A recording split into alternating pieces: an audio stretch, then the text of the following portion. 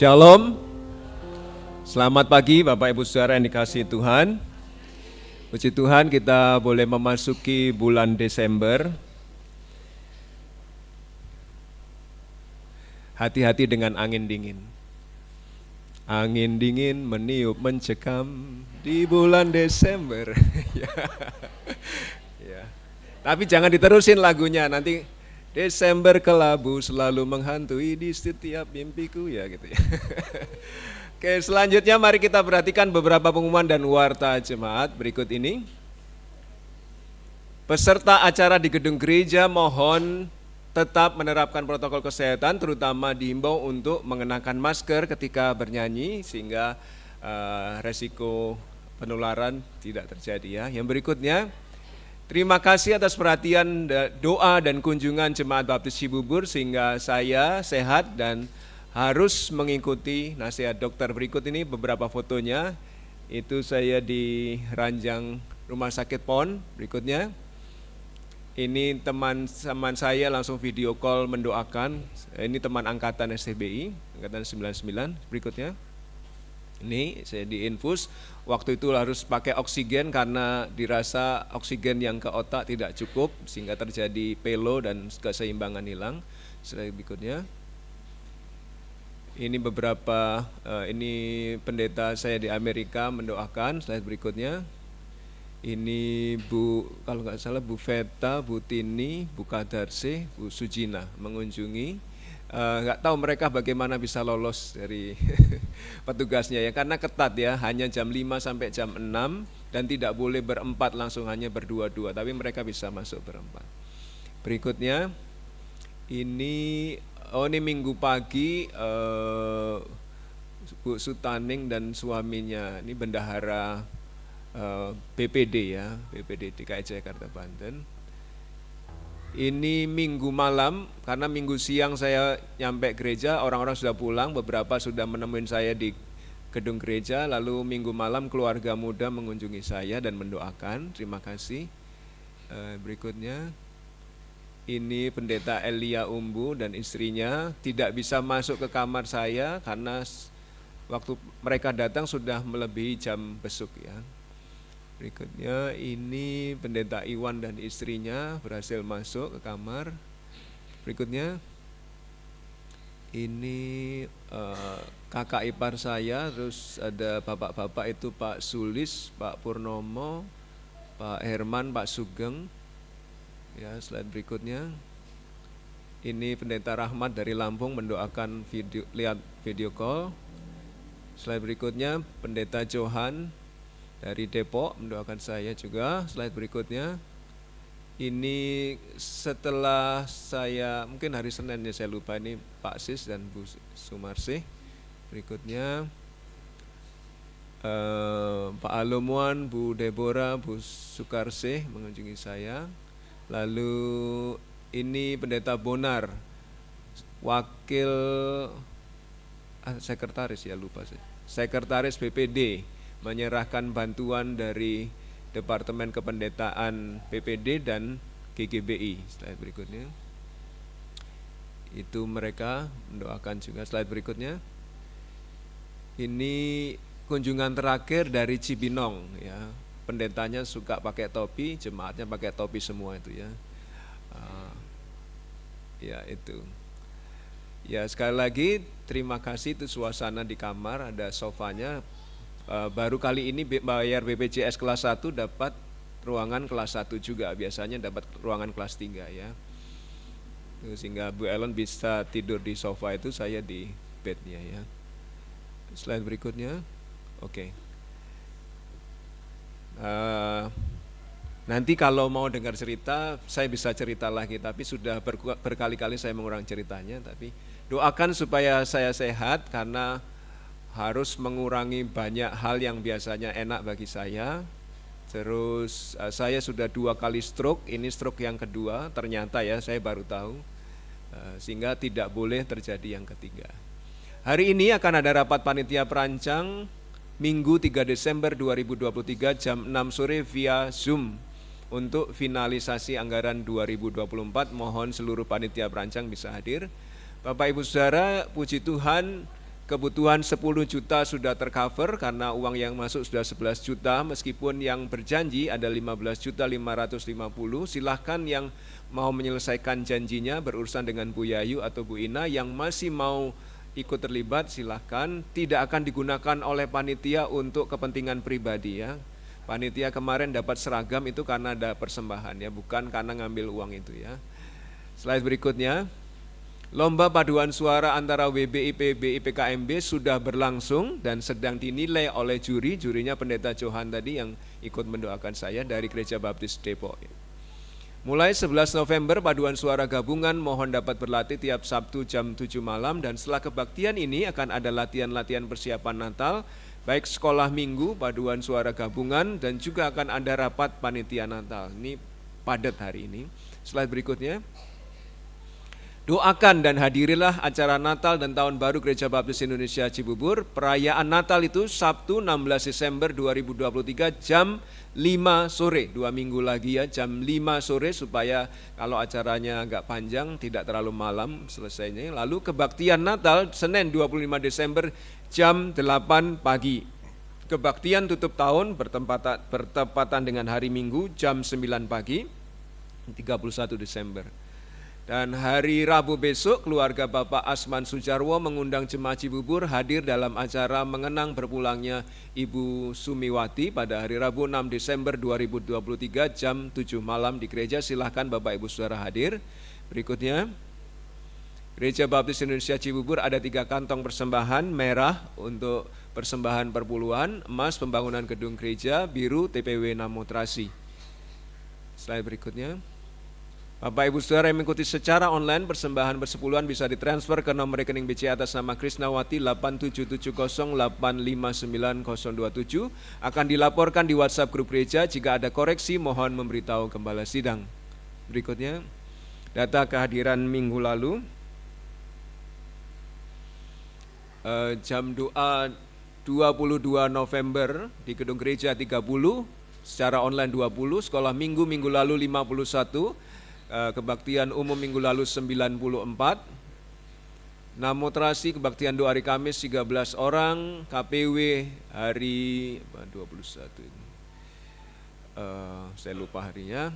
14 orang, remaja Namotrasi hari Sabtu 25 November 8 orang, sekolah minggu lalu 32 orang. Kebaktian anak 20, kebaktian umum 45. Puji Tuhan, kita terus doakan Namotrasi, mereka membutuhkan 150 juta untuk pembangunan gedung gereja. Janji iman jemaat baru terkumpul kalau tidak salah 20, dan itu membuat mereka bisa membangun sampai hari ini.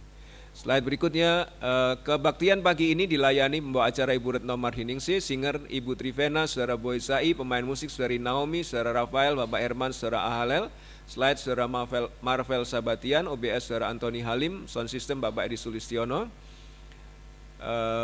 Persembahan Ibu Tini, Ibu Tursini, penerima tamu Bapak Halumuan, Ibu Deborah, keamanan Bapak Suroso. Petugas hari Rabu 6 Desember acara kebaktian penghiburan membawa acara Ibu Tini Widayati, pemain musik Saudari Wilhelmina Pinasti, operator slide Saudara Angel Brilian, OBS, saya tidak tahu ini perlu atau tidak, Bapak Bakia Syurian, operator sound system Saudara Boysai. Pembukaan sekolah minggu depan Ibu Lita Andriani dan diiringi Saudara John Lee Ondang. Kebaktian minggu depan membawa acara Bapak Sujud Prasetyo, singer Ibu Ellen, Saudara Andreas, pemain musik Saudara Tristan, Bapak Bayu, Saudara Eren, slide Saudara Yosafat, OBS Bapak Bakia Syurian, sound system Bapak Purnomo. Persembahan Bapak Simon Daniel dan Ibu Ina, penerima tamu Ibu Tumini dan Saudari Liana, keamanan Bapak Dandung Murdianto. Dari mimbar saya mengucapkan selamat ulang tahun hari Kamis Bapak Sujud Prasetyo.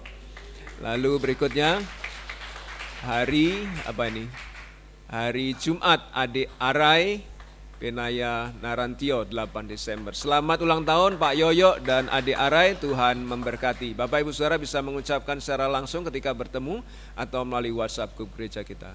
Mari kita masuki kebaktian pagi ini dengan khidmat. Selamat berbakti, Tuhan memberkati.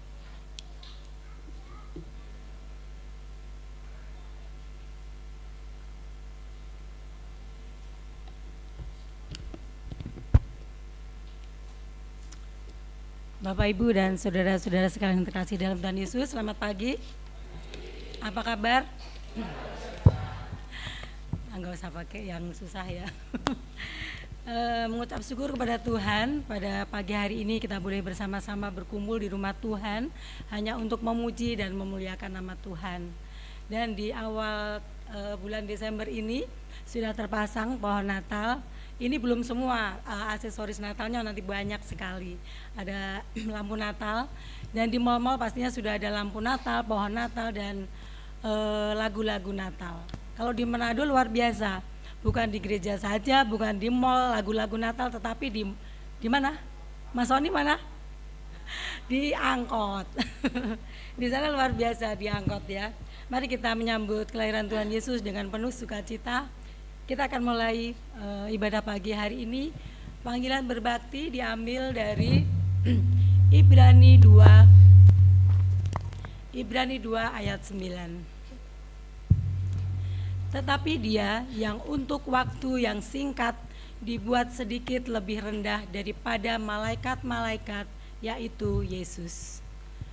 Kita lihat yang oleh karena penderitaan maut dimahkotai dengan kemuliaan dan hormat, supaya oleh kasih karunia Allah ia mengalami maut bagi semua manusia. Mari kita bangkit berdiri, kita akan menyanyikan nyanyian penyembahan SNP 670 Mulia.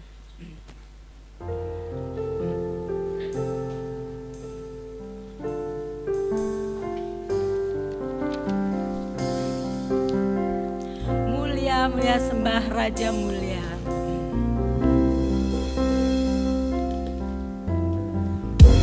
Mulia sembah Raja mulia, bagi Yesus puji hormat dan kuasa. Mulia agung kerajaannya. Mulia agung kerajaannya,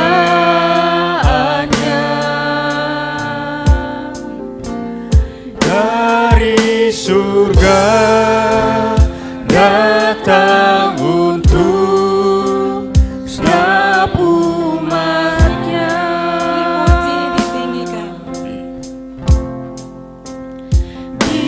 Dipuji, ditinggikan namanya Yesus. Hormat dan muliakanlah Yesus Raja.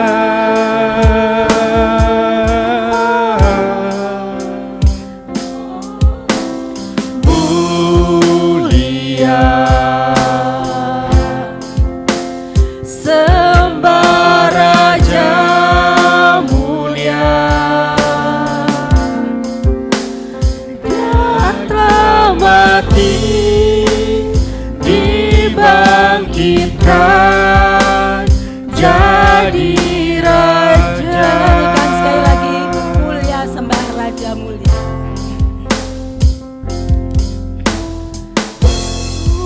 Mulia sembah Raja mulia,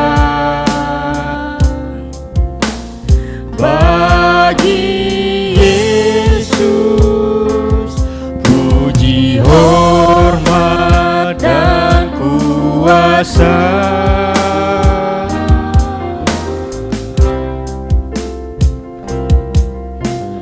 Mulia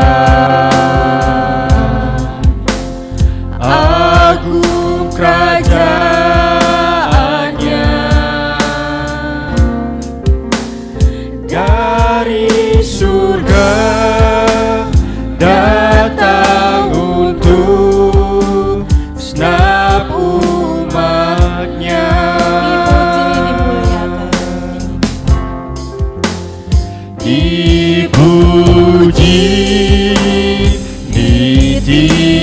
tinggikan namanya Yesus.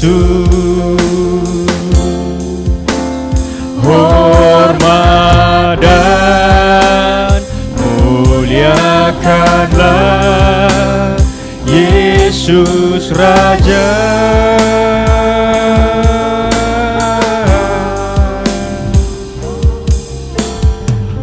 Mulia, sembah Raja mulia.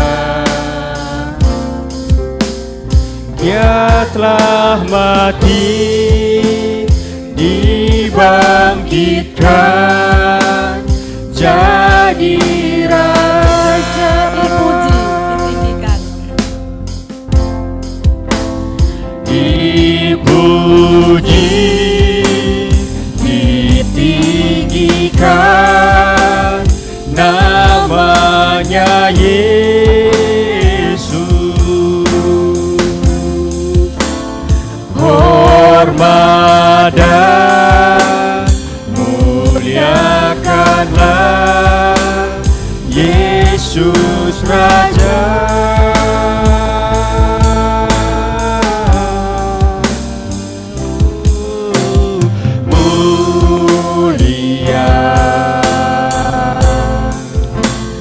Sembah Raja mulia. Dia telah mati, dibangkitkan jadi Raja. Dia telah mati, dibangkitkan jadi Raja. Mari kita bersatu dalam doa. Tuhan Allah Bapa kami yang bertahta di dalam kerajaan surga yang mulia, kami mengucap syukur limpah terima kasih kepadamu Bapa, karena Engkau telah memberkati kami, Engkau telah melindungi di dalam kehidupan kami dari hari lepas hari. Oleh karena itu Bapa, perkenankan kami memuji dan memuliakan nama Tuhan pada pagi hari ini. Bapa kami dalam surga, kami mohon ampun atas dosa-dosa dan kesalahan kami. Kami sering menyakitkan hati Tuhan, kami sering melakukan tidak sesuai dengan kehendak Tuhan. Oleh karena itu Bapa, pada pagi hari ini kami mohon ampun atas dosa-dosa dan kesalahan kami. Layakkan kami agar kami boleh bersama-sama memuji dan memuliakan nama Tuhan saja. Bapa dalam surga, kami mau berdoa untuk seluruh petugas pada pagi hari ini. Kiranya Tuhan akan berkati pemain musik, singer, pemimpin acara, penerima tamu, pengambil persembahan, sound system, slide projector, OBS. Biarlah kami semua dapat melayani Tuhan dengan baik, sehingga acara ini dapat berjalan dengan lancar, sehingga di dalam penyembahan kami hanya tertuju kepada Tuhan Yesus. Kami berdoa untuk Bapak Pendeta yang akan menyampaikan firman Tuhan. Bila firman Tuhan akan disampaikan dengan luar biasa, sehingga menjadi berkat bagi kami semua yang hadir pada saat ini dan yang akan mendengarkan kemudian. Terima kasih Bapak, sekali lagi kami serahkan ibadah ini dari awal, pertengahan hingga pada akhirnya hanya ke dalam pimpinan Tuhan saja. Terima kasih Bapak, di dalam nama Tuhan Yesus kami sudah berdoa dan mengucap syukur. Haleluya, amin. Kita tetap berdiri, kita akan menyanyikan nyanyian kesaksian iman. Dia lahir untuk kami. Dia lahir untuk kami, Dia mati untuk kami, Dia bangkit untuk kami semua. Kita nyanyikan bersama-sama dengan penuh sukacita. Lahir untuk kami, Dia mati untuk kami, Dia bangkit untuk kami semua.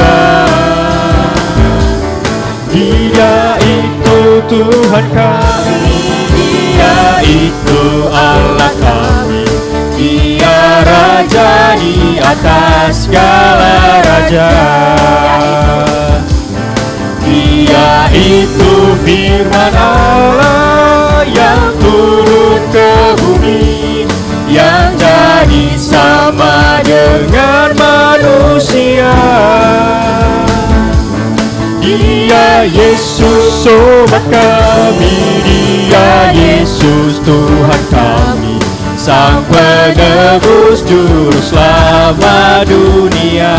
Wanita saja. Lahir untuk kami, Dia mati untuk kami, Dia bangkit untuk kami semua. Dia itu Tuhan kami, Dia itu Allah kami, Dia Raja di atas segala raja. Bersama-sama. Dia itu firman Allah yang turun ke bumi, yang jadi sama dengan manusia. Dia Yesus sobat kami, Dia Yesus Tuhan kami, Sang penebus juru selamat dunia. Pria saja.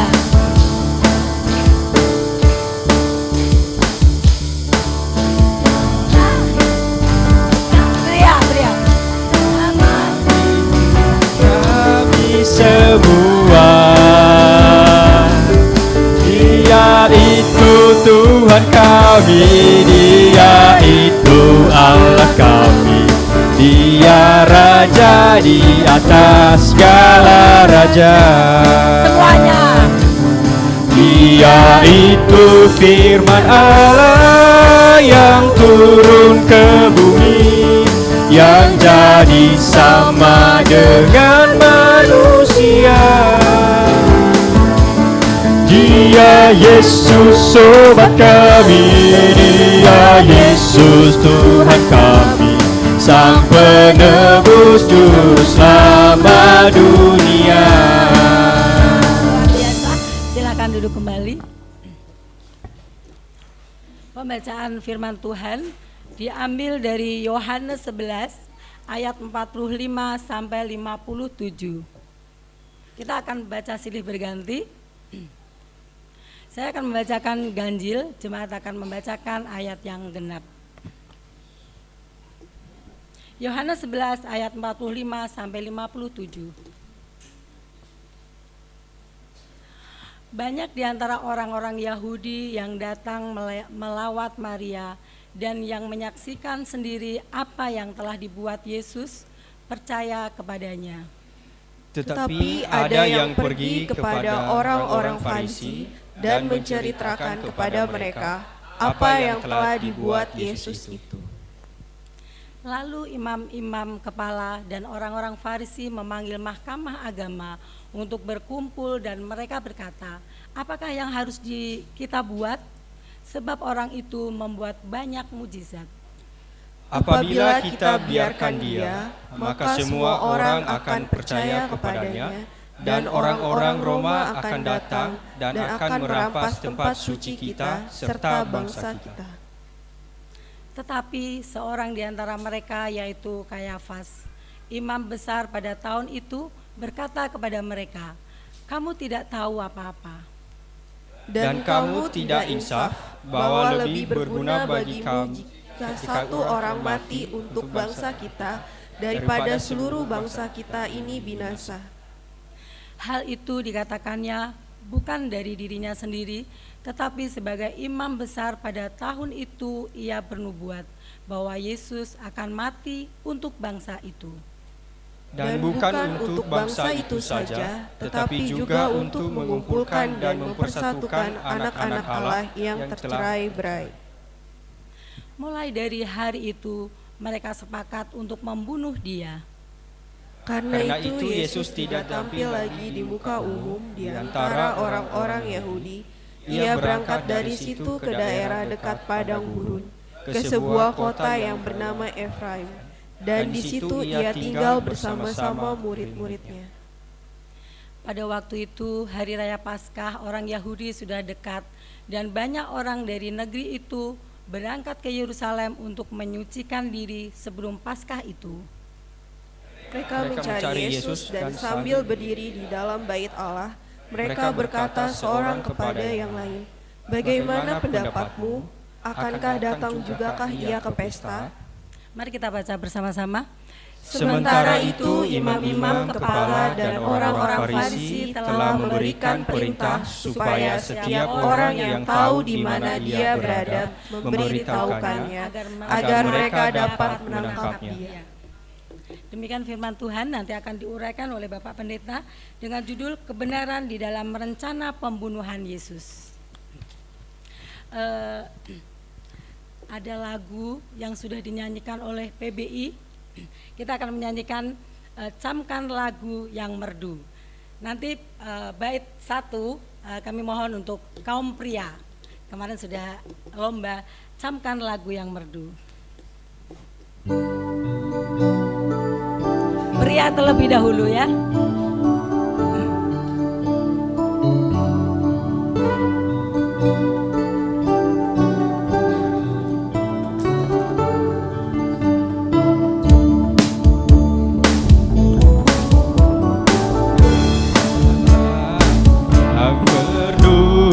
Camkan malam yang besu, damai bagi manusia. Allah datang di dunia. Bangsa sekalian marilah turut malak bermada. Yesus anak Al-Rahim lahirnya di Betlehem. Camkanlah warta surga, hormat bagi Sang Raja. Bersama-sama.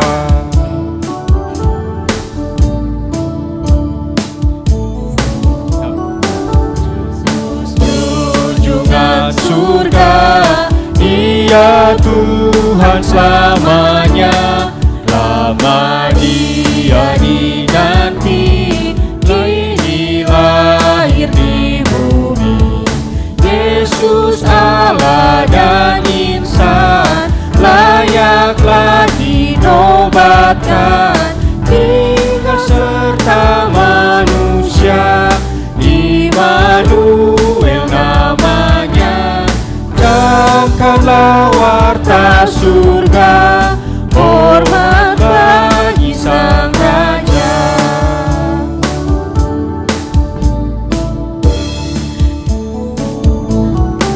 Raja Salam yang benar, maha tinggi dan besar, sumber hidup dan terang, Taib agung yang menang, yang menghampakan diri jadi hamba ilahi, lahir bagi manusia dan memberi sejahtera.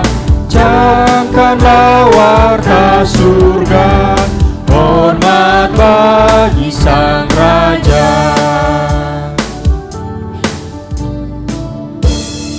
Kini tiba saatnya kita akan memberikan persembahan dan persepuluhan kepada Tuhan. Seruan memberi diambil dari Wahyu 5 ayat 13.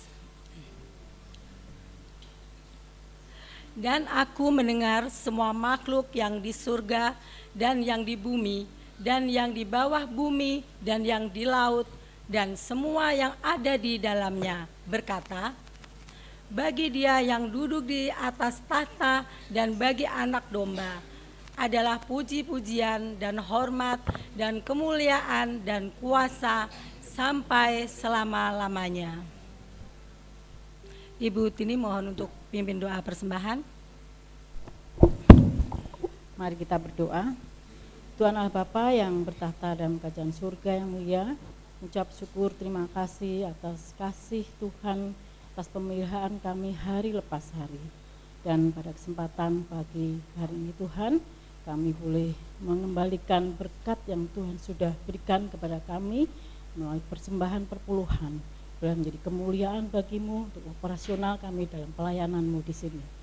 Kami juga berdoa untuk saudara-saudara kami yang mungkin belum dapat memberikan, biar Tuhan juga akan melimpahkan berkat. Terima kasih Tuhan untuk kasih setia Tuhan dalam hidup kami. Hanya di dalam nama Tuhan Yesus kami mengucap syukur dan terima kasih. Amin.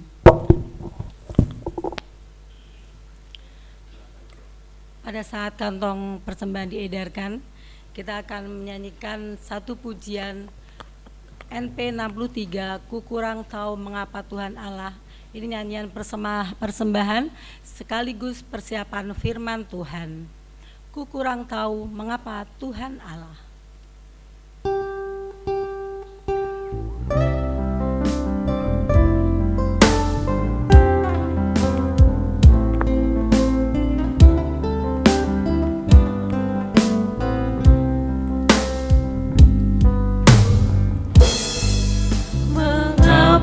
Tuhan Allah turun menghampiri manusia. Mengapa Kristus bagaikan gembala mencari yang sesat di dunia? Namun ku tahu di Betlehem lahirnya hanya palungan tempat tidurnya. Dan di Nazaret ia pun bekerja. Dialah Yesus juru selamat dunia.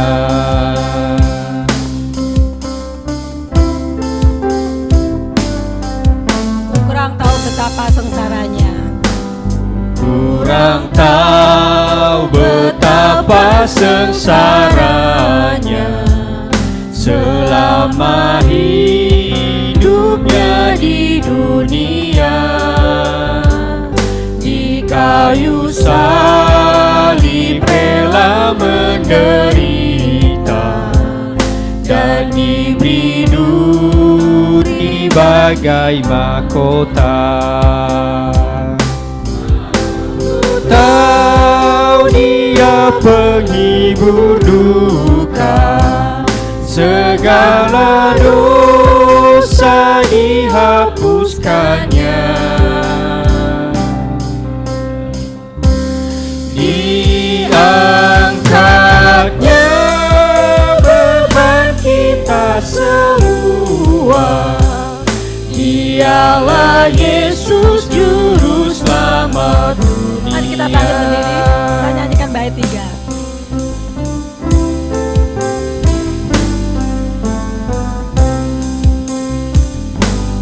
Kurang tahu caranya bagaimana segala bangsa dimenangkannya.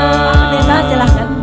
Baik orang timur maupun barat juga bersama-sama dipuaskannya. Namun ku tahu kelak kemuliaannya akan dipandang tiap manusia. Akan bersinar terang bagaikan surya, cahaya Yesus juru selamat dunia. Bapa di surga, kami sadari ada banyak hal yang kami tidak tahu, namun Tuhan mengizinkan kami tahu beberapa hal, dan biarlah apa yang kami tahu itu membuat kami yakin, termasuk kebenaran firman Tuhan yang pagi ini akan dijabarkan. Berkuasalah atas hamba-Mu yang menyampaikan. Demikian juga kami semua yang belajar dari firman Tuhan, agar dengan pengetahuan yang diberikan kepada kami, membuat kami semakin yakin kepada Tuhan Yesus. Berkuasalah atas waktu ini, atas saat ini, atas setiap pribadi yang ambil bagian dan terlibat di dalam kami belajar firman Tuhan. Di dalam nama Tuhan kami Yesus Kristus, kami mohon pimpinan. Haleluya. Amin. Silakan duduk kembali Bapak Ibu Saudara.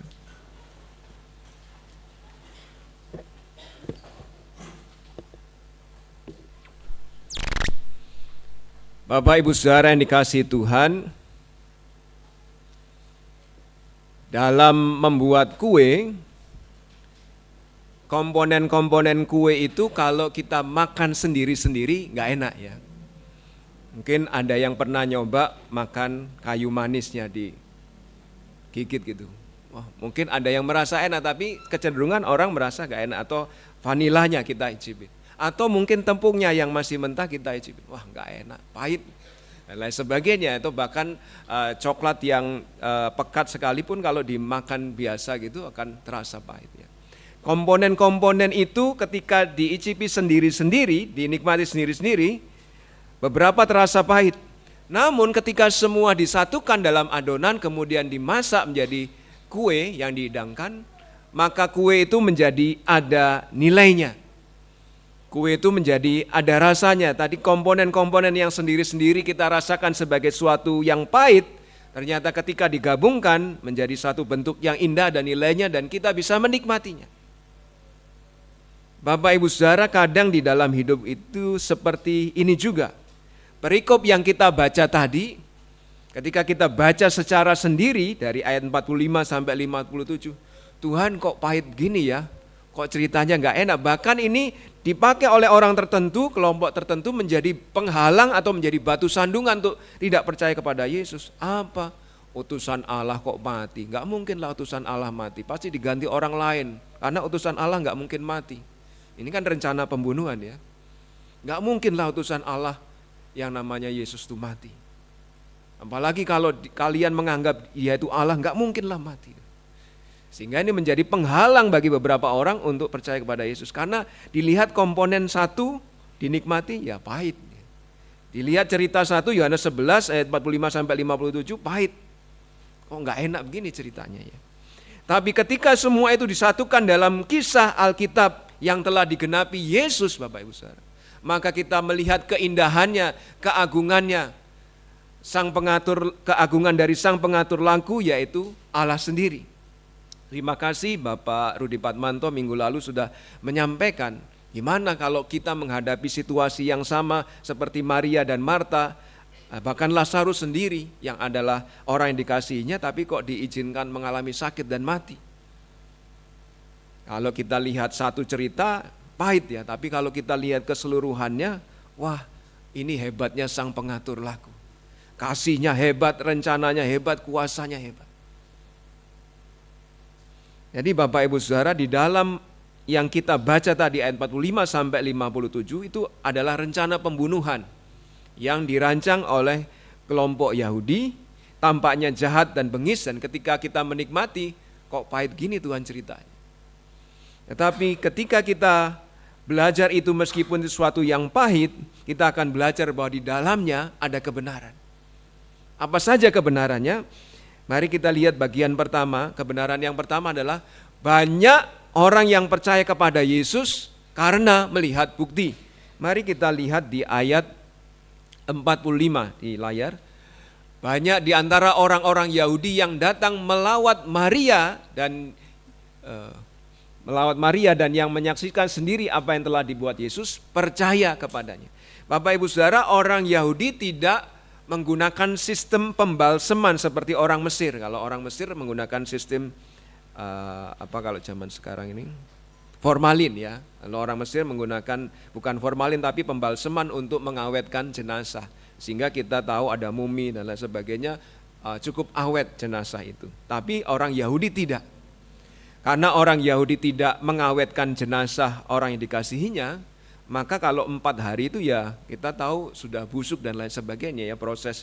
Bahkan belum sehari aja biasanya kalau jenazah itu sudah kena unsur kimia dari rumah sakit dan lain sebagainya, pembusukan mulai terjadi. Nah, orang Yahudi juga terkenal bahwa mereka mengadakan perkabungan selama 7 hari. Ya. tidak saja sanak famili yang datang, tapi para pekabung profesional yang memang dibayar untuk nangis, dibayar untuk bersedih. Jadi ini mungkin sudah tidak ada lagi pekerjaan zaman sekarang, tapi pada waktu itu ada ya. Orang diundang datang untuk menangis, dan itu dilakukan selama kurun waktu 7 hari.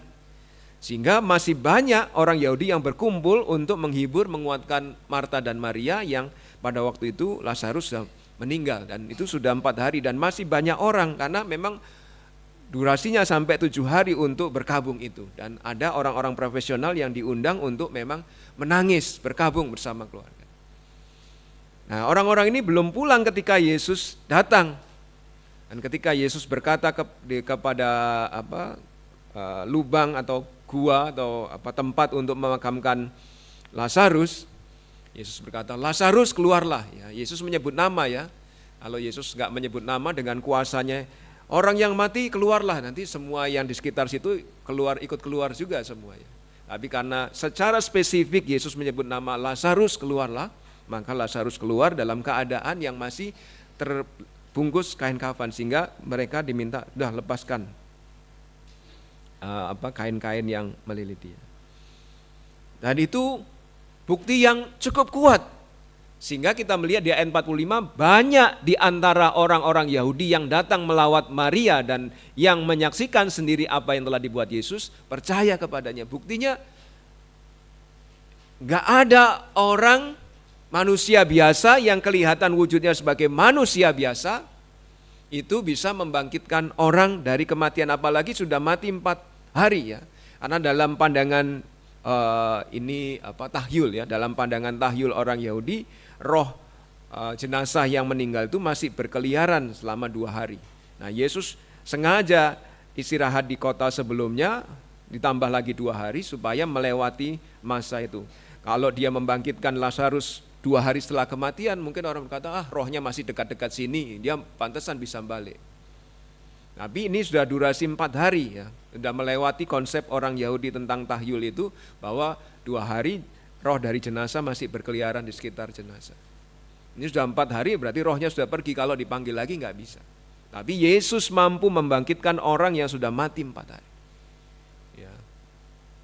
Sehingga makin terpatahkan bantahan-bantahan orang yang tidak percaya kepada kuasa Yesus. Slide berikutnya.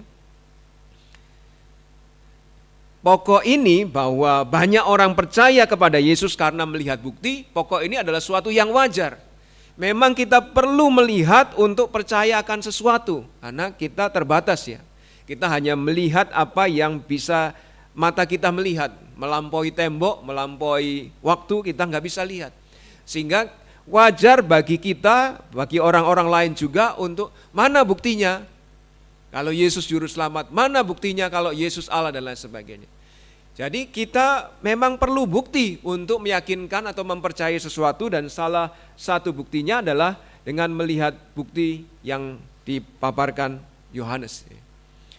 Bukti bahwa apakah Yesus memang layak dipercaya berkenaan dengan hidup kita, berkenaan dengan hidup setelah kematian, apakah Yesus memang bisa dipercayakan hal itu?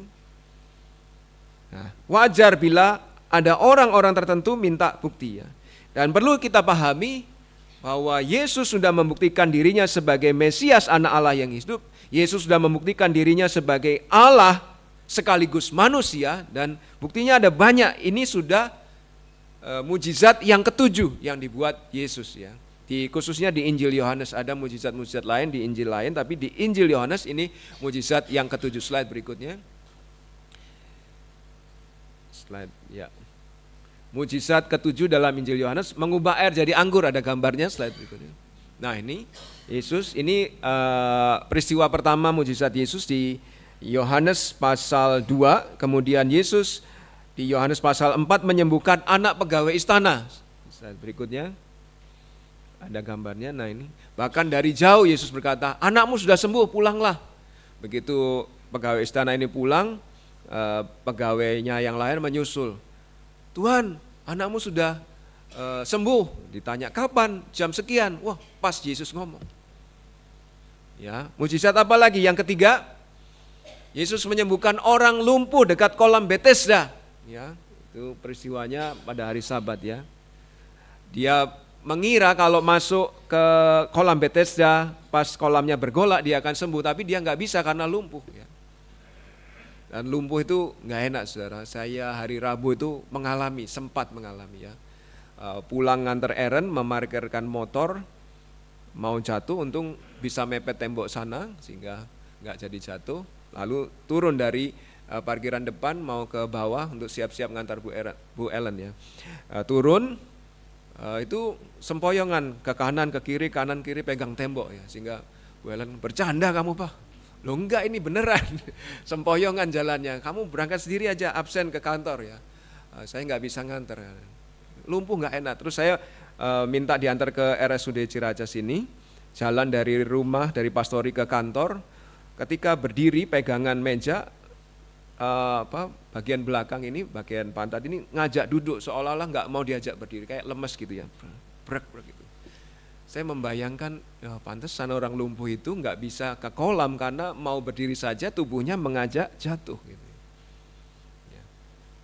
Dan Yesus menyembuhkan orang itu.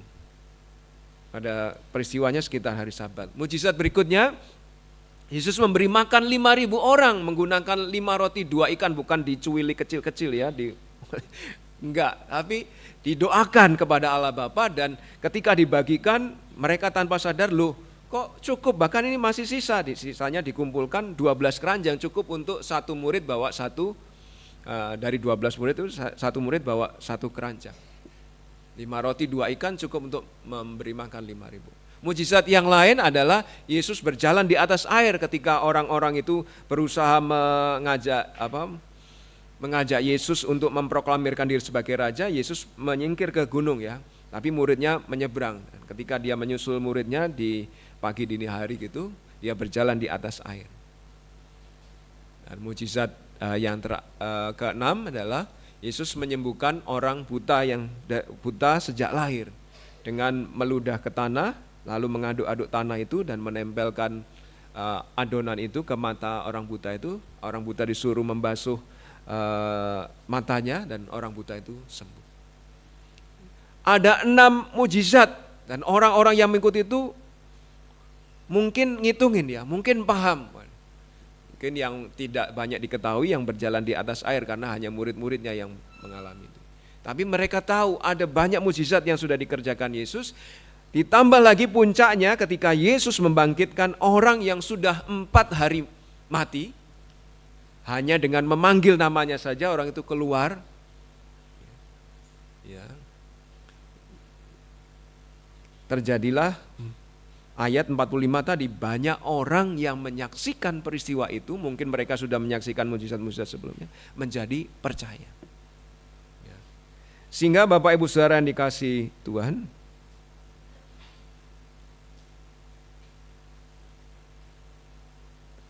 kita paham untuk menjadi percaya itu perlu bukti.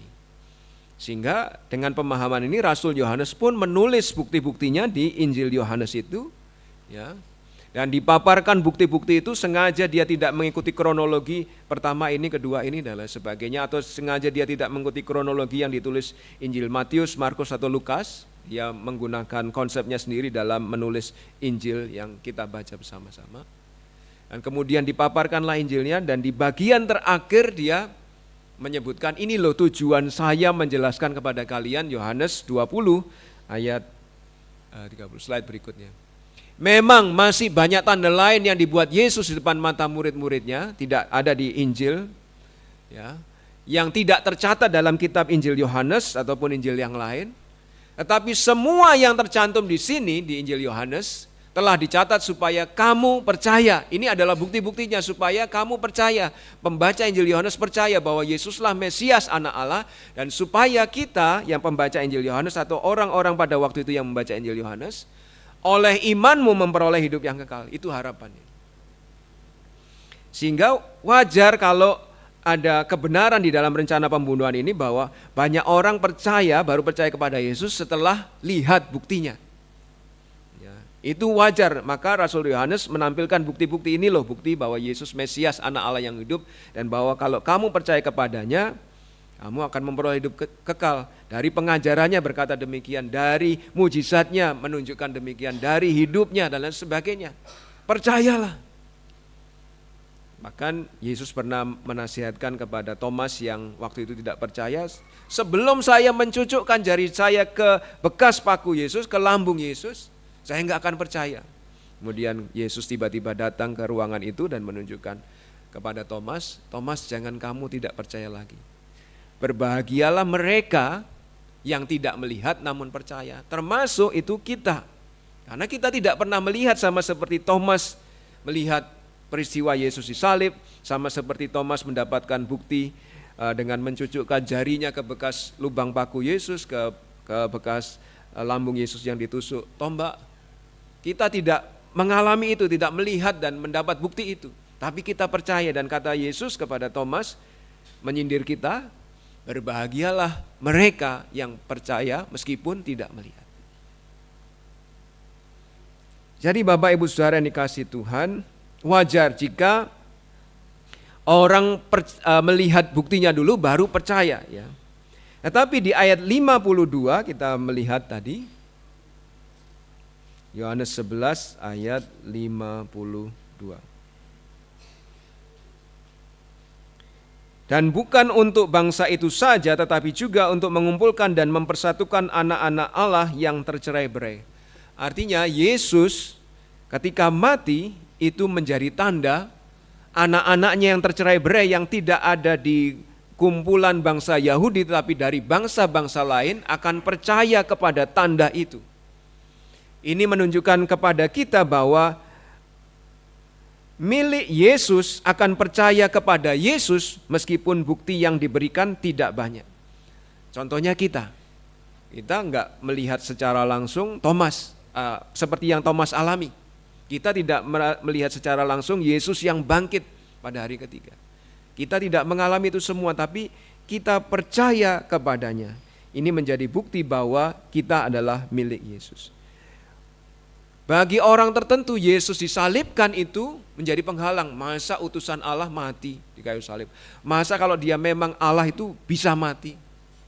Menjadi penghalang ya. Tetapi bagi kita itu menjadi bukti yang membuat kita percaya, karena kita anak-anak Allah, karena kita milik kepunyaan. Kematian Yesus menjadi tanda atau bukti bahwa Yesus menyelesaikan masalah dosa kita. Masalah dosa kita sudah selesaikan di kayu salib, sehingga dia dengan gagahnya bisa mengalahkan maut dan membuktikan bahwa dia berkuasa atas dosa. Sehingga kita bisa menjadi percaya. Pak, tapi kok masih banyak orang sudah ada bukti, termasuk nanti kita akan belajar juga bahwa sudah ada mukjizat 7 itu, masih ada yang enggak percaya. Misalnya kita juga berhasil sudah menginjili orang ya, dengan bukti-bukti yang valid, konkret berdasarkan Alkitab dan lain sebagainya, dia kalah dalam argumen misalnya, tapi tidak berakhir dengan orang itu percaya. Mengapa? Karena 1 Korintus 2:14 dan berikutnya memberitahu, tetapi manusia duniawi tidak menerima apa yang berasal dari Roh Allah, karena hal itu baginya adalah suatu kebodohan. Kadang kita menjadi Kristen, orang lain menganggap bodoh kamu percaya kepada utusan yang mati di kayu salib. Ngapain gitu? Mereka tidak dapat memahaminya, sebab hal ini, iman di dalam Yesus hanya dapat dinilai secara rohani. Mengikut Yesus adalah dianggap kebodohan oleh dunia. Sehingga Bapak Ibu Saudara yang dikasihi Tuhan, banyak orang percaya kepada Yesus karena melihat bukti. Maka sebagai penerapannya, kalau Bapak Ibu Saudara punya anggota keluarga atau orang yang Bapak Ibu Saudara kasihi belum percaya kepada Yesus, berdoalah agar Allah Bapa berkenan menyelamatkan orang itu. Pertama-tama dengan menjadikan orang itu miliknya dulu, karena kalau tidak menjadi miliknya, ya orang itu nggak akan percaya. Kata di dalam Yohanes pasal 6 ayat 37, ya. Semua yang diberikan Bapa kepadaku akan datang kepadaku, dan barang siapa datang kepadaku ia tidak akan kubuang. Atau Yohanes 6:44, tidak seorang pun yang dapat datang kepada Yesus jikalau ia tidak ditarik oleh Bapa yang mengutus Yesus. Ia akan dibangkitkan Yesus pada akhir zaman. Ya. Atau bahkan yang terdekat dengan ayat pasal 11 Yohanes 10 ayat 26, tetapi kamu tidak percaya karena kamu tidak termasuk domba-dombaku. Orang bisa percaya kepada Yesus kalau sudah termasuk domba-domba Yesus. Bukan percaya dulu baru termasuk domba-domba Yesus, tetapi termasuk domba-domba Yesus baru bisa percaya. Sehingga kalau kita ketemu atau ada keluarga kita yang belum percaya kepada Yesus, kok cucuku belum percaya kepada Yesus ya? Sudah dari dulu dididik sekolah minggu dan lain sebagainya, kok belum mau ambil keputusan percaya Yesus ya? Giliran ambil keputusan percaya kepada Yesus, waktunya pelajaran kelas baptisan, minggat terus, pergi terus, nggak mau diajar. Berdoalah untuk orang itu, agar dia menjadi milik Allah, bukan agar dia Kristen duluan ya. Kristen tidak selamat ya, tapi menjadi milik Allah selamat. Berdoalah supaya Allah mencelikkan kebutaan rohaninya. Karena dalam masa dia tidak percaya itu, mata rohaninya dibutakan oleh ilah-ilah zaman ini. Oleh pekerjaan, oleh popularitas, oleh teman pergaulan, oleh banyak macam ya. Sehingga kalau kita sudah mendoakan itu, berharap Tuhan berkenan menjawab doa kita, mencelikkan mata hati anak, cucu atau pasangan kita, sehingga akhirnya percaya. Tapi yang pertama dia harus jadi milik Allah dulu, baru bisa percaya. Ya. Pak, bagaimana sudah jadi Kristen, tapi kok hidupnya begitu? Mungkin dia Kristen, beragama Kristen, tapi bukan milik Allah. Kalau milik Allah pasti ikut Yesus, kalau ikut Yesus pasti melayani Yesus. Hidupnya untuk Yesus, bukan untuk dirinya sendiri. Ya. Jadi inilah yang perlu kita doakan, tahu bahwa banyak orang percaya kepada Yesus karena melihat buktinya. Kadang-kadang saya mendoakan orang tidak percaya yang sedang sakit, Tuhan buatlah mujizat supaya dia percaya kepadamu. Tapi setelah belajar ini, wah, mujizat juga belum tentu membuat dia percaya kalau dia bukan milik Yesus. Dan saya pernah melihatnya juga ya, kakek saya tuh sudah berapa kali ditolong oleh ayah saya supaya mengalami kesehatan, dipanggilkan dokter yang Kristen, diinjili dan lain sebagainya. Tapi sampai meninggalnya nggak mau percaya Yesus. Padahal mengalami pertolongan dari orang-orang Kristen. Itu menuju ke pokok kedua, kebenaran kedua di dalam kisah rencana pembunuhan ini, bahwa cukupnya bukti tidak menjamin orang menjadi percaya. Meskipun ada banyak bukti saudara berhasil memaparkan ini loh, buktinya Yesus Allah, buktinya Yesus bisa menyelamatkan, orang itu tidak menjamin bahwa orang akan percaya kepada Allah. Buktinya yang sudah jadi Kristen pun ya, ngapain minggu kebaktian, mending bikin video di rumah. Emang laku kalau di akhirat sana, ini Tuhan saya sudah bikin video di rumah, boleh masuk surga dong. Ya, keliru ya. Tetapi ada yang pergi kepada orang-orang Farisi dan menceritakan kepada mereka apa yang telah dibuat Yesus itu. Lalu imam-imam kepala dan orang-orang Farisi memanggil mahkamah agama untuk berkumpul dan mereka berkata, apakah yang harus kita buat sebab orang itu membuat banyak mujizat? Apabila kita biarkan dia, maka semua orang akan percaya kepadanya dan orang-orang Roma akan datang dan akan merampas tempat suci kita serta bangsa kita. Tetapi seorang di antara mereka, yaitu Kayafas, imam besar pada tahun itu, berkata kepada mereka, kamu tidak tahu apa-apa dan kamu tidak insaf bahwa lebih berguna bagimu jika satu orang mati untuk bangsa kita daripada seluruh bangsa kita ini binasa. Lihat ini ya, mujizat sudah 7. Mereka sudah, kalau bahasa Jawanya sudah ditokleh ya, sudah di depan mata kelihatan. Ini loh, orang sudah mati 4 hari dibangkitkan, kurang apa kuasa Yesus? Ini kalau bukan Allah, Nikodemus bahkan mengakui, Tuhan Yesus engkau bisa melakukan mujizat, kalau bukan orang disertai Allah nggak mungkin. Nikodemus menjadi percaya memang, tapi orang Yahudi ini justru nggak percaya. Bahkan beberapa kumpulan orang banyak itu ada yang percaya, tapi kemudian ada yang slide berikutnya bikin laporan. Ya, harusnya Yesus membangkitkan Lazarus itu menjadi bukti banyak orang percaya kepada Yesus, tetapi mujizat yang sama, ada yang percaya kepada Yesus, malah satunya kelompok yang lain menjadikan itu sebagai bahan laporan. Para pemimpin Yahudi, kami lapor Yesus berbuat begini begitu di kampung Betania. Tolong dihentikan itu. Ya, kita menjadi heran ya. Buktinya sudah cukup, sudah di depan mata, sudah dilihat, dialami langsung, tapi nggak percaya. Bahkan merencanakan pembunuhan kepada Yesus. Slide berikutnya. Ayat 47 tadi, mereka mengumpulkan mahkamah agama. Mahkamah agama itu terdiri dari 70 orang, gabungan antara Farisi dan Saduki.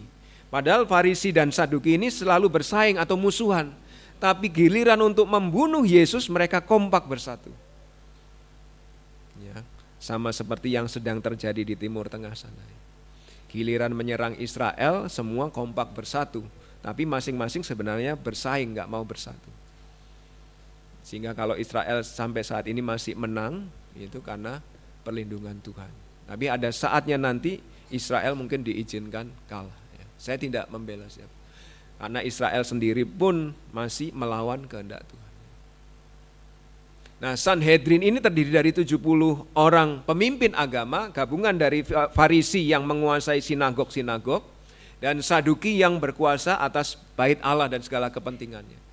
Tapi di 70 mahkamah agama ini yang dominan adalah Saduki. Ya. Sehingga kita melihat di sini, di ayat 47 mereka mengakui, ayat 47, lalu imam-imam kepala dan orang-orang Farisi memanggil mahkamah agama untuk berkumpul dan mereka berkata, apa yang harus kita lakukan sebab orang ini membuat banyak mujizat. Mereka mengakui bahwa Yesus membuat mujizat. Sesuatu yang melampaui akal pikiran mereka, sesuatu yang melampaui hukum alam. Gimana bisa orang sudah mati 4 hari, kalaupun kita percaya tahyul bahwa ada rohnya masih beredar di sekeliling jenazahnya. Ini sudah lewat 2 hari bahkan 4 hari, mana bisa. Kalau orang ini dibiarkan terus melakukan mujizat, lalu banyak orang percaya dan ikut dia, lantas kemudian ada revolusi memberontak kepada Roma, nanti Roma turun tangan, mengira kita tidak becus mengurus wilayah ini sehingga urusan bangsa Yahudi diambil alih oleh mereka, bait Allah dihancurkan gara-gara kita membela Yesus. Ya, ini teorinya para pemimpin Yahudi. Jika banyak orang percaya kepada Yesus, lalu Yesus memimpin gerakan revolusi berontak kepada Roma, maka Roma menghabisi mereka, menghancurkan bait Allah, bahkan melenyapkan orang Yahudi dari muka bumi. Ini kekhawatiran mereka ya. Tapi ketika Yesus ada, itu tidak terjadi. Itu terjadi 30 tahun kemudian, tahun 70. Terjadi bahwa Roma di bawah kekuasaan Nero, ya, ada isu-isu yang lain yang berkembang, isu-isu politik. Akhirnya Yerusalem di bumi hanguskan, bait Allah dihancurkan, dilenyapkan, dan orang Yahudi juga dimatikan, dibinasakan semua.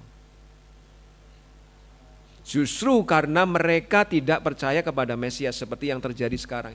Ketika Israel tidak percaya kepada Mesias, mereka akan mengalami disiplin hukuman dari Allah.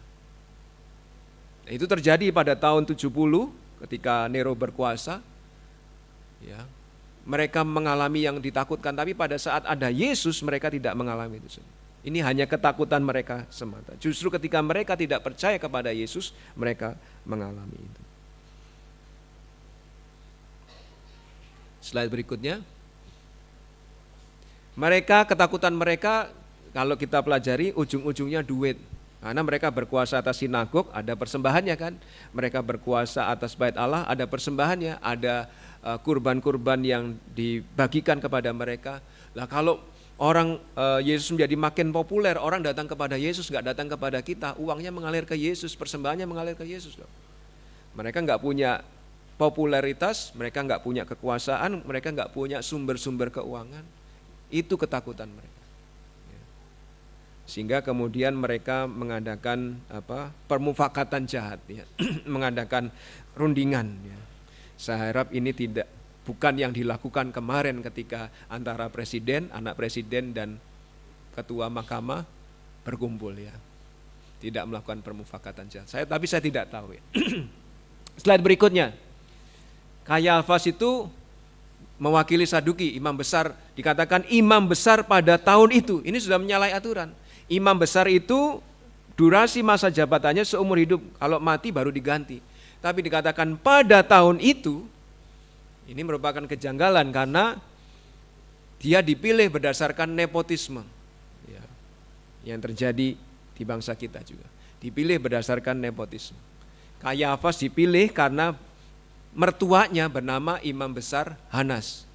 Maka dia dipilih. Mungkin orang Romawi berangkat, ini mertuanya baik mimpin wilayah yang kita kuasai. Sekarang kita percayakan jabatan imam besar kepada mantunya saja.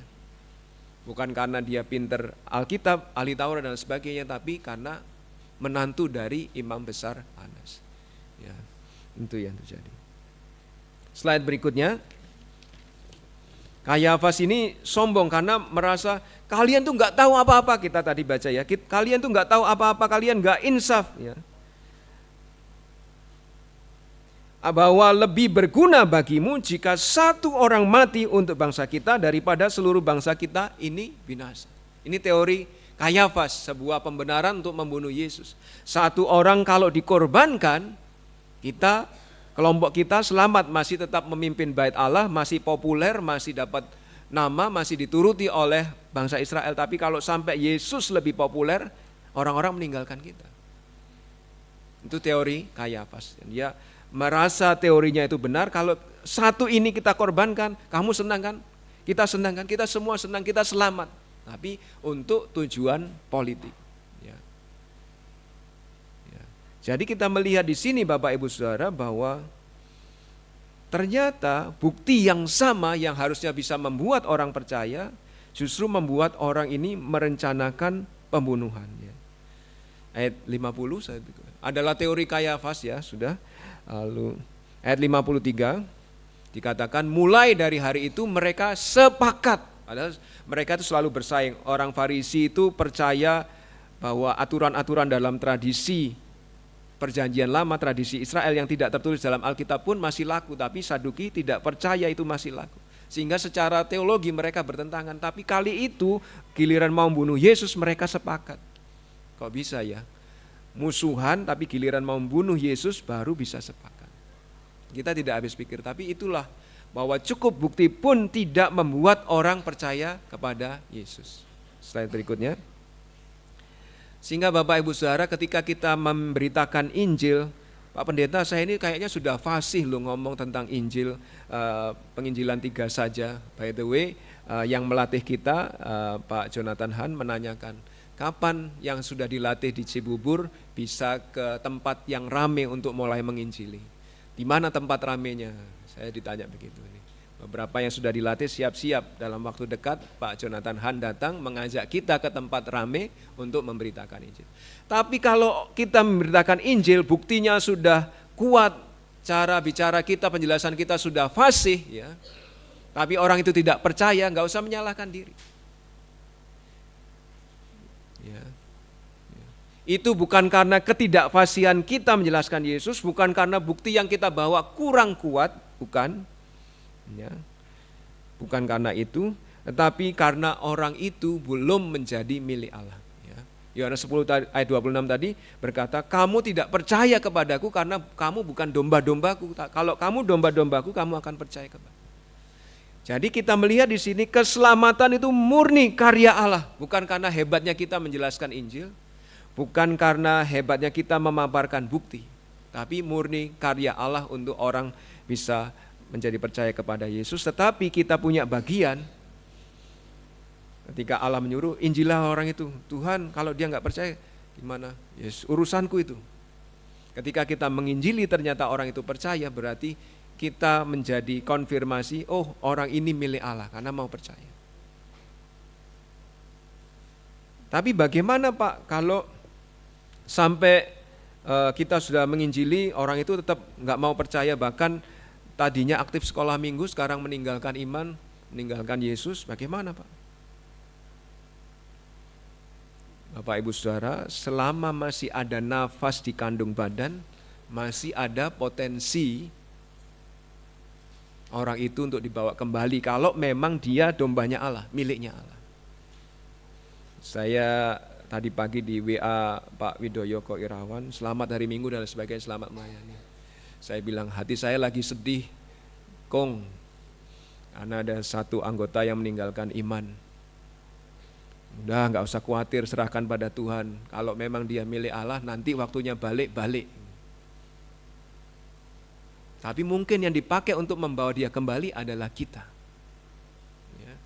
Saya kemarin pulang dari hajatan,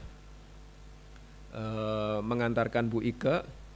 Ya, di perjalanan saudara tahu sendiri ya, kenal Bu Ike, suka cerita ya. Sampai nyampe rumah baru selesai ceritanya. Jadi Bu Ike cerita ya, bagaimana ayahnya yang adalah orang Hindu dan ibunya yang orang Muslim akhirnya percaya kepada Yesus. Hanya karena ada orang yang mengundang ke gereja. Lalu kemudian ketika mendengar pengajaran, benar enggak sih percaya Yesus saja bisa selamat, dosanya diampuni? Dari situ enggak berhenti ke gereja, bahkan anak-anaknya disuruh gereja. Saya bersyukur ya mengantarkan Bu Ike karena dapat berkat kesaksian itu. Ya. Jadi Bapak Ibu Saudara, ketika masih ada nafas di kandung badan, orang yang kita doakan belum percaya kepada Yesus, wah masih ada kesempatan. Kalau enggak sekarang, hari besok. Kalau enggak hari besok, tahun depan. Kalau enggak tahun. Ya. Tapi kita enggak tahu akhir hidup seseorang ya. Jadi jangan putus asa. Meskipun bukti yang kita bawa kurang kuat dan dia tidak percaya, bukan karena itu. Kalau suatu saat Allah berkenan memiliki dia menjadi miliknya, menjadi dombanya, orang itu akan selamat. Dan kita mungkin menjadi alatnya.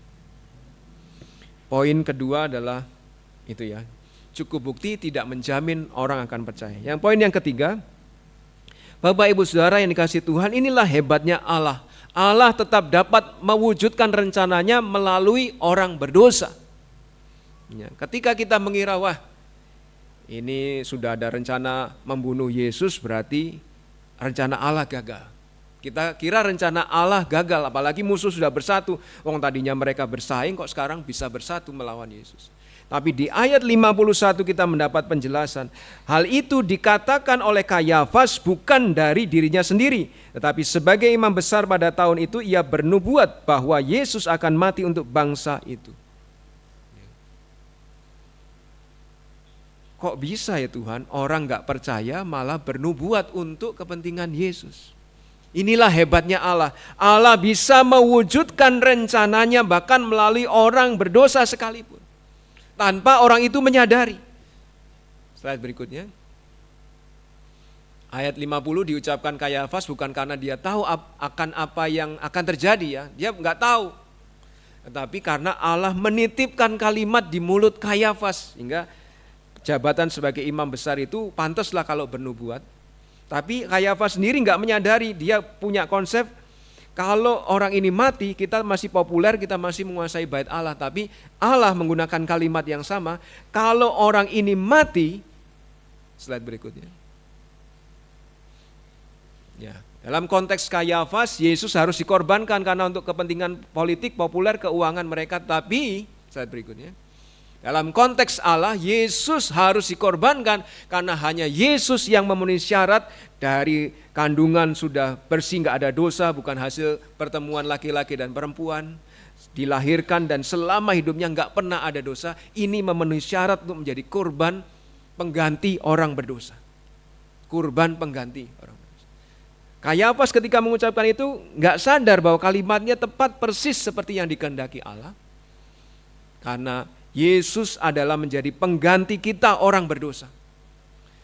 Kalau ada orang berdosa berusaha menjadi kurban untuk menyelamatkan dirinya sendiri, enggak laku di hadapan Allah. Karena Allah menginginkan kurban yang kudus, yang suci, enggak ada cacat celahnya. Dan hanya Yesus yang bisa memenuhi itu. Sehingga kalau Yesus mati, darahnya laku untuk semua orang di dunia. Termasuk kalau mungkin misalnya semua orang percaya kepada Yesus, darahnya cukup untuk membasuh dosa-dosa orang yang percaya kepada. Sehingga tanpa disadari Kayafas, Allah sudah mewujudkan rencananya atas Yesus. Meskipun Kayafas tidak memahami hal itu ya. Slide berikutnya. Satu orang yaitu Yesus harus mati agar kita orang berdosa yang percaya kepadanya tidak binasa. Benar seperti yang dikatakan Kayafas, tapi Kayafas gak menyadari itu. Satu orang yaitu Yesus harus mati agar kita orang berdosa yang percaya kepada Yesus tidak binasa. 1 Yohanes 2 ayat 2, dialah pendamaian bagi kita, bahkan bukan untuk kita saja tapi bagi seluruh dunia. Seandainya seluruh dunia percaya kepada Yesus, darahnya cukup untuk membayar hutang dosa kita. Slide berikutnya. Allah menggunakan Kayafas sebagai tempat menitipkan kata-katanya seperti yang pernah dilakukan Allah kepada keledai Bileam di Bilangan 22. Ini ada video, tolong laptop dihubungkan dengan sound system. Di OBS tidak keluar suaranya tapi di sound system keluar. Slide berikutnya.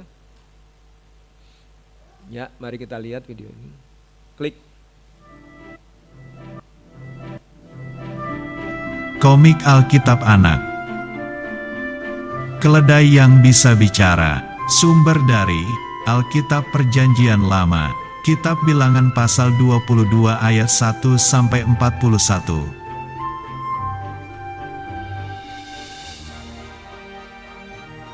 Suatu hari, orang Israel berkemah di dataran Moab, dekat dengan kerajaan Moab.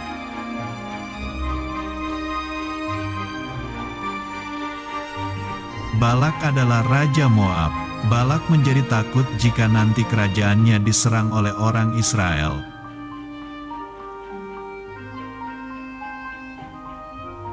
Raja Moab mencari seorang tukang tenung yang bisa mengalahkan orang Israel, yaitu Bileam.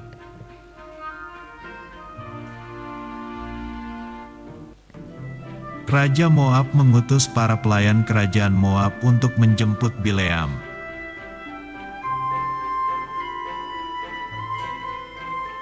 Pada waktu malam, Tuhan berbicara kepada Bileam agar tidak mengutuk bangsa Israel.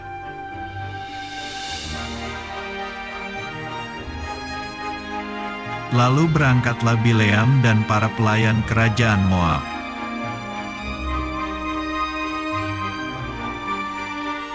Tiba-tiba di tengah jalan, keledai milik Bileam kakinya berhenti tidak mau berjalan.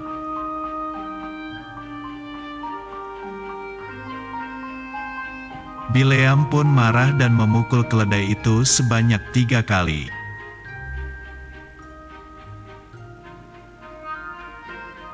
Lalu Tuhan membuka mulut keledai itu sehingga dapat bicara. "Kenapa kamu memukul aku?"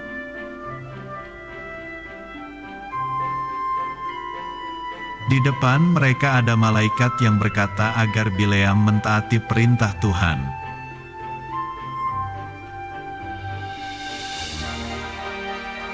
Raja Moab memerintahkan Bileam agar mengutuk bangsa Israel sebanyak 3 kali.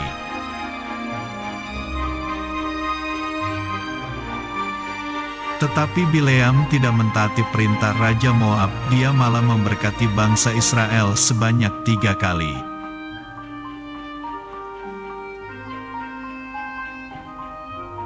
Raja Moab sangat marah karena Bileam memberkati bangsa Israel.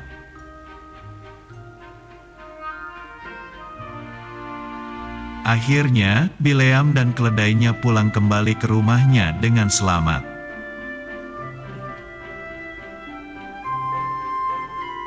Ayat hafalan. Tunjukkanlah jalanmu kepadaku, ya Tuhan. Oke, slide berikutnya. Kitab Mazmur Kayafas ketika mengucapkan bahwa kita harus mematikan orang ini supaya selamat yang lain.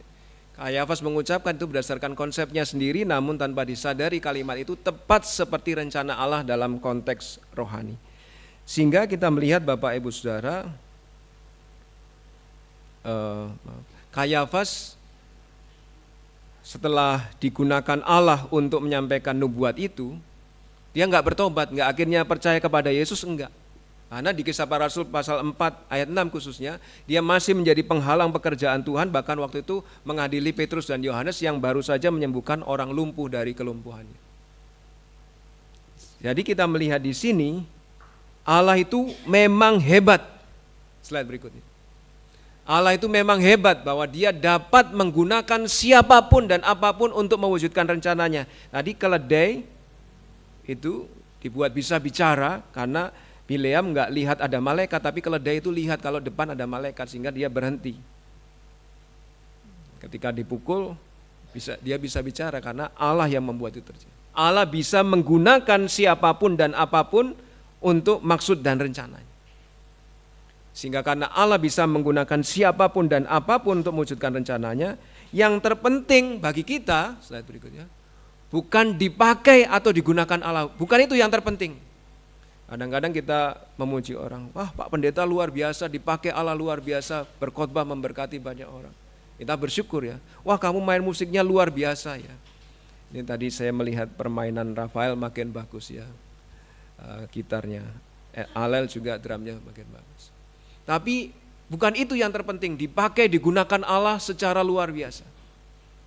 Bukan itu yang terpenting. Karena kalau digunakan Allah, Kayafas pun bisa digunakan Allah, Herodes pun bisa digunakan Allah, keledai pun bisa digunakan Allah. Yang kita kejar bukan digunakan Allah. Yang kita kejar adalah Yohanes 17 ayat 3, tidak ada di layar, saya akan bacakan. Kalau Bapak Ibu Saudara membawa Alkitab boleh juga dibuka, Yohanes 17 ayat 3. Inilah hidup yang kekal, yaitu bahwa mereka mengenal Engkau satu-satunya Allah yang benar dan mengenal Yesus Kristus yang telah Engkau utus. Mengenal Yesus itu jauh lebih penting daripada dipakai secara luar biasa. Dipakai sama seperti Kayafas, gak pernah bertobat. Cuma, wah kamu dipakai oleh Tuhan luar biasa hebat, jadi MC bagus banget. Tapi hidupnya di luar nonton pornografi, gak habis-habisnya, percuma, gak kenal Tuhan itu. Meskipun dipakai oleh Tuhan juga. Karena pada akhirnya Matius 7, 21, 23 akan mengingatkan kita juga, saya bacakan untuk Bapak. Ini gak main-main ya. Jadi jangan kejar dipakai Allah, tapi kejarlah mengenal Allah, dikenal Allah. Matius 7, Matius 7, 21, 22 berkata demikian. Bukan setiap orang yang berseru kepadaku, Tuhan, Tuhan akan masuk ke dalam kerajaan surga, melainkan orang yang melakukan kehendak Bapa-Ku yang di surga. Pada hari terakhir banyak orang akan berseru kepadaku, Tuhan, Tuhan, bukankah kami bernubuat demi namamu, main musik demi namamu, jadi MC demi namamu, dan mengusir setan demi namamu, dan mengadakan banyak mukjizat demi namamu juga? Pada waktu itulah aku akan berterus terang kepada mereka dan berkata, aku tidak pernah mengenal kamu, enyahlah dari hadapanku, hei kamu yang melanggar perintah Allah. Itu orang yang digunakan. Wah kamu hebat yang digunakan Allah, main musiknya luar biasa, khotbahnya luar biasa, jadi MC-nya memberkati banyak orang. Tapi hatinya gak ada pertobatan, hatinya gak mengenal Allah. Sehingga ketika hari terakhir dia mencoba, Tuhan kan aku sudah begini begitu dan lain sebagainya. Enyahlah kamu, aku gak kenal kamu. Gimana coba?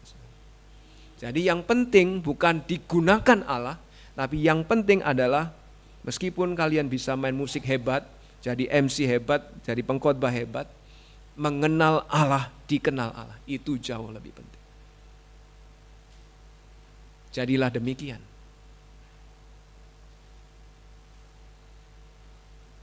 Allah memang tetap dapat mewujudkan rencananya melalui orang berdosa, tapi jangan jadikan kita sekedar digunakan Allah, tapi jadilah kita kenal dan dikenal Allah. Yang keempat, yang terakhir, Allah dapat mewujudkan rencananya sesuai waktunya. Mana Pak? Ini rencana jahat kok bisa mewujudkan rencana Allah. Mulai dari hari itu mereka sepakat untuk membunuh Yesus, orang Farisi Saduki yang tergabung dalam mahkamah agama. Sehingga ayat 54, karena itu Yesus tidak tampil lagi di muka umum di antara orang-orang Yahudi. Ia berangkat dari situ ke daerah dekat padang gurun, ke sebuah kota yang bernama Efraim, dan di situ ia tinggal bersama murid-muridnya. Pada waktu itu hari raya Paskah, orang Yahudi sudah dekat, dan banyak orang dari negeri itu berangkat ke Yerusalem untuk menyucikan diri sebelum Paskah itu. Mereka mencari Yesus dan sambil berdiri dalam bait Allah mereka berkata seorang kepada yang lain, bagaimana pendapatmu, akan datang jugakah Yesus ke pesta? 57. Sementara itu imam-imam kepala dan orang-orang Farisi telah memberikan perintah supaya setiap orang yang tahu di mana dia berada memberitahukannya agar mereka dapat menangkap dia. Yesus diancam akan dibunuh. Ya, kita kira rencana Allah gagal. Tetapi Yesus tahu dia akan dibunuh, Yesus menyingkir. Slide berikutnya. Ayat 54 itu bukan Yesus karena takut mati, enggak ya. Karena dia sudah sengaja datang ke dunia untuk mati. Yesus tidak takut mati. Di Yohanes 11 ayat 54. Yesus tidak takut mati. Tapi dia menyingkir karena belum waktunya untuk dia mati. Dia tidak tampil di depan umum, dia menyingkir bersama murid-muridnya. Dan inilah bukti murid Yesus mengikut kemana Yesus pergi. Dan kalau Bapak Ibu Saudara memang percaya kepada Yesus, murid Yesus ikut kemana Yesus pergi.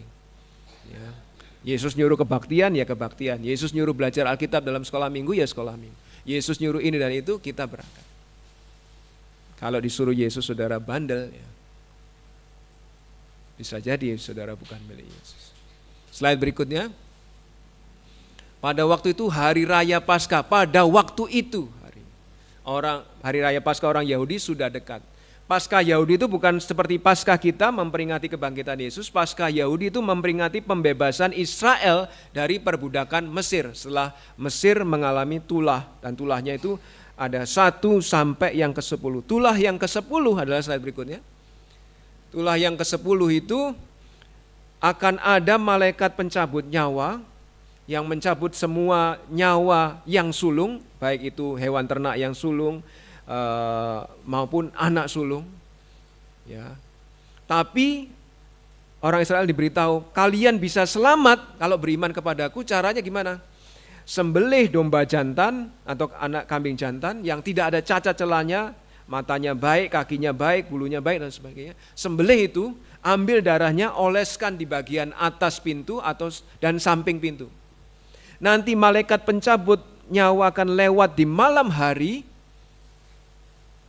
Ketika dia melihat ada darah di atas dan samping pintu kalian, dia akan melewati rumah kalian dan tidak ada kematian di rumah kalian. Dan orang Israel beriman kepada perintah itu, sehingga mereka melakukan. Tidak ada kematian di antara orang Israel, tapi ada kematian di antara orang Mesir. Sehingga akhirnya Firaun, udah deh kalian bikin sengsara, udah keluar dari sini, tinggalkan Mesir. Maka mereka bebas dari perbudakan di Mesir, karena tulah ke-10. Tapi tulah ke-10 itu harus menyembelih anak domba jantan. Dan Yesus akan mengalami kematian. Setelah Yohanes 11 ini ada Yohanes 12, Yesus disanjung-sanjung, wah hosana dia yang datang dalam nama Tuhan. Dipuji-puji, tapi berikutnya ada teriakan, salibkan dia, salibkan dia. Dan itu ketika Yesus mati, tepat pada saat malam menjelang Paskah. Karena orang Israel boleh menyembelih domba untuk digunakan sebagai peringatan Paskah itu jam 3 sampai jam 5, dan Yesus mati di jam 3, jam 6 sudah masuk masa Paskah. Kita nggak mikir waktu ini terjadi ya, tapi ketika kita menyelidiki Alkitab, wah benar ya, Allah itu sanggup melakukan rencananya sesuai waktunya. Sesuai waktunya, kita nggak mikir, wah kenapa ya Yesus kok menyingkir, jangan-jangan takut mati. Enggak, dia nunggu waktu yang tepat, dan ketika dia balik lagi, dia disambut dengan hosana, hosana, tapi kemudian diteriaki salibkan, salibkan dia, dan dia mati di kayu salib jam 3 sore menjelang Paskah. Memenuhi aturan hukum Taurat, memenuhi semua nubuat Allah tentang kematian Yesus, memenuhi waktu Tuhan. Hebat nggak? Waktunya indah, waktunya luar biasa. Slide berikutnya. Yohanes 1:29. Pada keesokan harinya Yohanes Pembaptis melihat Yesus datang kepadanya dan ia berkata, lihatlah anak domba Allah yang menghapus dosa dunia. Dan Yesus disembelih supaya Israel dan kita semua bebas dari perbudakan dosa. Dan itu terjadi dan waktunya tepat. Sebagai penutup saya berikutnya. Bagian ini ada penerapannya. Mungkin kita tidak menyadari, tapi rencana Allah selalu tepat waktu, sesuai waktunya, meskipun kadang kita merasa bagian ini kok pahit. Mungkin di dalam kelas sekolah minggu tadi dibahas juga. Tuhan, ini kok pahit sih masalah ini bagi hidup saya. Saudara nggak tahu waktunya Tuhan, kita bertanya-tanya. Tapi kalau saudara tetap percaya dan terus percaya mengandalkan Tuhan, waktunya akan tepat, Tuhan menjawab, menolong saudara. Sehingga kalau begitu ya sudah, nyerah saja. Itu yang dialami Marta dan Maria. Begitu Yesus datang, Mereka melihat perkara yang luar biasa. Slide berikutnya. Ketika kita melihat komponen-komponen kue dan kita nikmati one by one, satu demi satu, terpisah dari campurannya. Nggak enak ya, tapi setelah menjadi adonan, lalu dimasak, menjadi enak secara keseluruhan, semuanya indah dan ajaib. Sehingga kalau kita nggak tahu waktu Tuhan dan kita sedang mengalami peristiwa pahit dalam hidup kita, udah menyerah saja kepada rencana Allah. Nikmati saja. Mungkin belum waktunya Tuhan membuat ini semua indah, tapi nanti akan indah. Slide berikutnya. Terlepas dari semua bukti ini, Allah yang kita percayai, Allah adalah Allah yang kita percaya di dalam Yesus Kristus, ya. Tidak di luar Yesus. Kita tidak percaya Allah di luar Yesus. Kita percaya Allah di dalam Yesus. Meskipun perikop yang kita pelajari kali ini adalah perikop yang pahit, namun dalam keseluruhan adonan dalam rangkaian cerita Alkitab, bagian ini penting dan menjadi indah. Slide berikutnya. Karena mengandung kebenaran untuk hidup kita sehari-hari. Pertama, banyak orang percaya kepada Yesus karena melihat bukti, maka berusahalah untuk memberikan bukti itu. Meskipun bukti yang cukup tidak akan menjamin seorang percaya kepada Allah kecuali Allah menghendakinya. Sehingga kita dalam pemberitaan Injil harus melibatkan Allah. Kebenaran yang ketiga, Allah pasti dapat mewujudkan rencananya menggunakan apapun, siapapun. Tapi penting bagi kita bukan menjadi digunakan Allah, tetapi penting bagi kita untuk kenal dan dikenal Allah. Allah dapat mewujudkan rencananya sesuai waktunya dan rencananya itu pasti indah. Sehingga ketika sesuatu yang pahit terjadi dalam hidup saudara, nikmati saja. Nanti kita tahu akhirnya akan indah. Karena Allah yang mengerjakan adalah Allah yang baik. Amin. Mari kita berdoa. Bapa di surga, kami bersyukur bahwa dalam rencana kejahatan sekalipun ada kebenaran-Mu diungkapkan. Bahwa dalam rencana untuk membunuh Yesus ada kebenaran yang begitu bernilai untuk menjadi bekal dalam kehidupan kami. Tolonglah kami untuk dapat melakukan sesuai firman-Mu, menjadi orang-orang yang percaya kepada Allah, meskipun bukti yang kami miliki tidak banyak. Tolonglah kami menjadi orang-orang tidak sekedar digunakan Allah, tetapi kenal dan mengenal Allah di dalam hidup kami. Tolonglah kami, ya Tuhan, untuk menyerah pada kehendak-Mu, waktu dan cara-Mu. Kami tidak bandel, kami tidak memberontak, karena kami tahu pada akhirnya sesuatu yang indah akan terjadi karena memang Allah sedang merencanakan keindahan atas hidup kami. Kami bersyukur padamu. Meteraikanlah firman-Mu, di dalam nama Tuhan Yesus kami berdoa. Haleluya. Amin. Mari kita berdiri, kita merespon dengan firman Tuhan ini dengan menyanyi satu lagu, Terlalu Besar. Di dalamnya ada kalimat, kini kami hidup menyenangkan-Mu Tuhan, untuk mengenal-Mu, untuk dikenal oleh Engkau. Mari kita nyanyikan lagu ini, Terlalu Besar.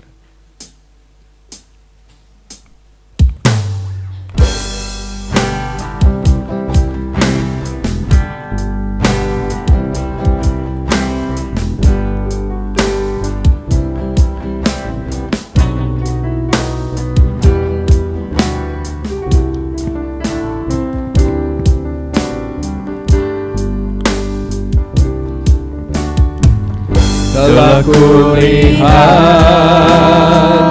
bukti kasih-Mu, Kau menderita gantikanku. Dengan darah-Mu Kau selamatkanku. Kini ku hidup menyatakan-Mu.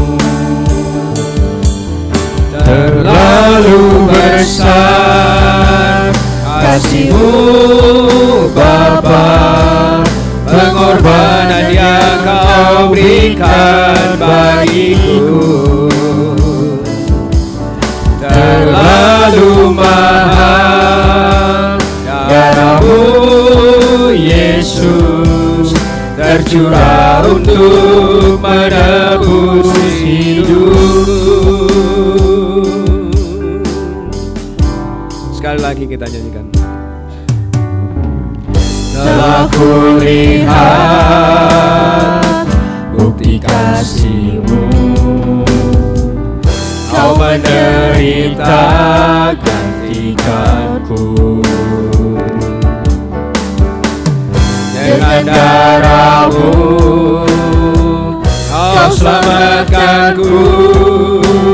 Kini ku hidup menyenangkan-Mu. Terlalu besar kasih-Mu Bapa, pengorbanan yang Kau berikan bagiku. Terlalu mahal darah-Mu Yesus tercurah untuk menebus hidupku.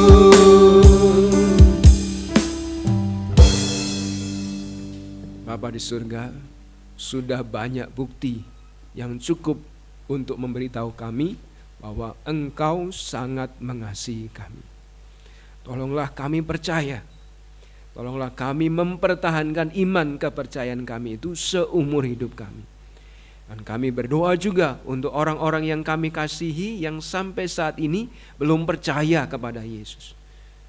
Milikilah mereka, jadikan mereka domba kepunyaan-Mu, sehingga mereka dapat percaya kepada-Mu. Tolonglah kami ya Tuhan. Tolonglah kami sejak sekarang dan seterusnya hidup menyenangkan Tuhan.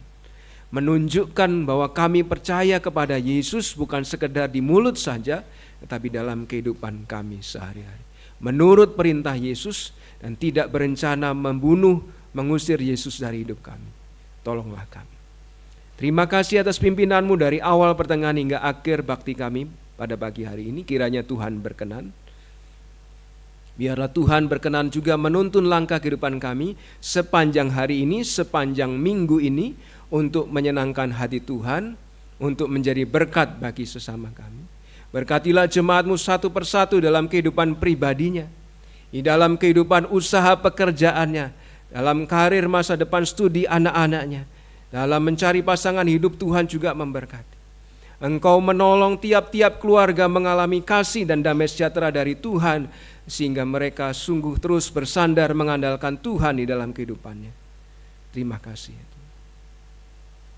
Lebih dari semua itu, tolonglah kami makin mengasihi Tuhan dan dapat menjadi berkat bagi orang-orang di sekitar kami melalui perkataan, perbuatan, tingkah laku kami. Kami akan kembali kepada rumah dan aktivitas kami masing-masing. Tuntunlah langkah kami sehingga sampai tempat tujuan kami dalam keadaan baik dan selamat, merasakan menikmati berkat-Mu, menikmati dan membagi berkat-Mu kepada orang-orang yang belum percaya, sehingga mereka juga mengalami berkat yang dari Allah juga. Terima kasih ya Tuhan.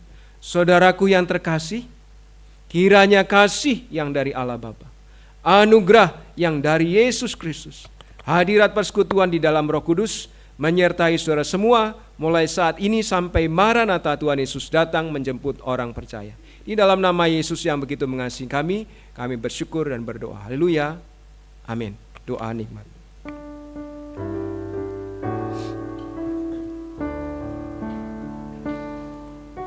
Rahmat Tuhan Yesus Kristus, kasih Bapa di surga, dan karunia Rohul Kudus kiranya tetap serta.